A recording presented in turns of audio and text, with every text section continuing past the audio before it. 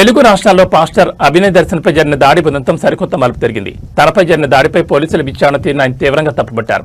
గతంలో వివాదాస్పద రీతిలో ప్రాణాలు కోల్పోయిన పాస్టర్ ప్రవీణ్ పగడాల్లాగే తనను కూడా పక్కా ప్లాన్ ప్రకారం చంపేందుకు కుట్రలు జరుగుతున్నాయంటూ అభినయ్ చేసిన వ్యాఖ్యలు ఇప్పుడు తీవ్ర కలకలం రేపుతున్నాయి. పోలీసులు నిందితులను వదిలేసి తన అనుచరులను ఇరికించే ప్రయత్నం చేస్తున్నారంటూ ఆయన సంచలన ఆరోపణ చేశారు. తనపై జరిగిన దాడి ఘటన అనంతరం మీడియా ముందుకొచ్చిన పాస్టర్ అభినయ్ దర్శన్ పోలీసుల దర్యాప్తుపై తనకు అస్సలు నమ్మకం లేదని కుండబద్దలు కొట్టారు. గతంలో పాస్టర్ ప్రవీణ్ పగడాల 4 బ్రాండ్లు తాగి యాక్సిడెంట్ చేసినట్లు పోలీసులు ఎలాగైతే దొంగ సాక్ష్యాలు సృష్టించారో ఇప్పుడు తన విషయంలోనూ అదేవిధంగా తప్పుడు సాక్ష్యాలు సృష్టిస్తున్నారని మండిపడ్డారు. నేనే నాపై దాడి చేయించుకున్నట్లుగా సీన్ క్రియేట్ చేసేందుకు కుట్రలు జరుగుతున్నాయని ఆరోపించారు. తనపై దాడి చేసిన అసలైన నిందితులను పట్టుకోవాల్సింది పోయి తన పక్షాన ఉన్న తన అనుచరులనే పోలీసులు అక్రమంగా అరెస్ట్ చేశారని ఆగ్రహం వ్యక్తం చేశారు. సమాజంలో పాస్టర్లందరూ దొంగలే అనే తరహాలో ఒక బ్యాడ్ ప్రొపగండాతో చిత్రీకరిస్తున్నారని ఆవేదన వ్యక్తం చేశారు. ఈ దాడి వ్యవహారంలో స్థానిక ఎమ్మెల్యే విశ్వేశ్వరరాజుకి ఎలాంటి సంబంధం ఉందని తాను అనుకోవడం లేదని స్పష్టం చేశారు. అయితే ఈ వ్యవహారం వెనుక కొంతమంది కీలక వ్యక్తుల హస్తం ఉందని, వారిపై తనకు పక్కా అనుమానాలున్నాయని తెలిపారు.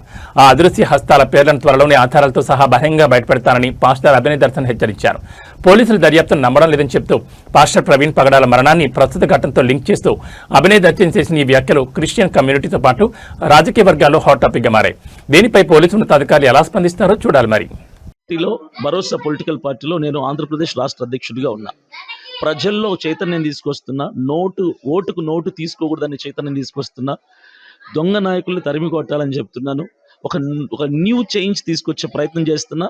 ఈరోజు నేను నడుస్తుంటే ₹1 డబ్బు పంచకుండా వందలాది మంది ప్రజలు నా వెనక నడుస్తున్నారు. ఇది అసూయ కావచ్చు, ద్వేషం కావచ్చు.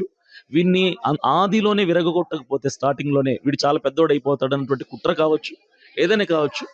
సో ఏదైనా నన్ను ఇక్కడ నుంచి పాడేరు నియోజకవర్గం నుంచి తరిమేయాలన్న ప్రయత్నమే చేస్తున్నారు.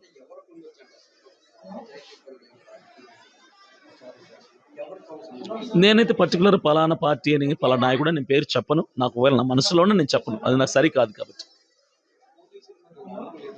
నాకు లేదు. ఇది జరుగుతుంది కదా, చివరికి నా మీద వేసే ప్రయత్నం చేస్తాను. నా వాళ్ళని తీసుకెళ్ళి ఇప్పుడు ఇద్దరిని పెట్టారు అక్కడ, చిన్నపిల్లోడు ఒకడు, పెద్దోడు ఒకడు. వాళ్ళని కొట్టి మీరెందుకు చేశారు చెప్పండి అని ఇన్వెస్టిగేషన్ చేయడం ఎంతవరకు కరెక్ట్? మేమే చేసుకున్నామని చెప్తున్నారు. ఇప్పుడు ఉదయం ఫోన్ చేశారు, అక్కడ ఉన్నటువంటి పాస్టర్లు కొంతమంది ఫోన్ చేసి జాన్ బెనెడీ, సుదర్శన్ వచ్చేసారు వైజాగ్కి, పోలీసు వాళ్ళు చెప్పారు వదిలేశారంట అని చెప్పారు. తర్వాత కాసేపటికి మా పర్సన్ అక్కడ ఫోన్ చేసి మేము ఇంకా స్టేషన్లోనే ఉన్నాం, మమ్మల్ని కొట్టారని చెప్పారు. పోలీసులు డబుల్ గేమ్ ఆడుతున్నారు. పంపించేసాం, వదిలేసాం, వాళ్ళని వైజాగ్ వెళ్ళిపోయారు అంటున్నారు. చూస్తేమో స్టేషన్లోనే కూర్చోను. ఇది ఏం గేమ్ అండి? ఇది ఎంతవరకు ఇట్లా అన్యాయం చేస్తారు? ఎంతవరకు ఇలాంటి కుట్రలు చేస్తారు?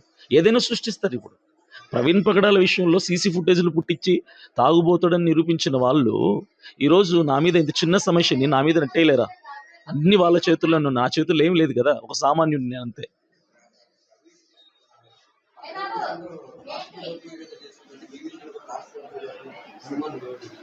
ప్రవీణ్ పగడాల విషయంలో పూర్తిగా జరిగింది అన్యాయమే అండి, న్యాయం జరగలేదు కదా. ఆయన తాగి చచ్చిపోయిన ఏ మనిషి కూడా 4 రకాల బ్రాండ్లు తాగి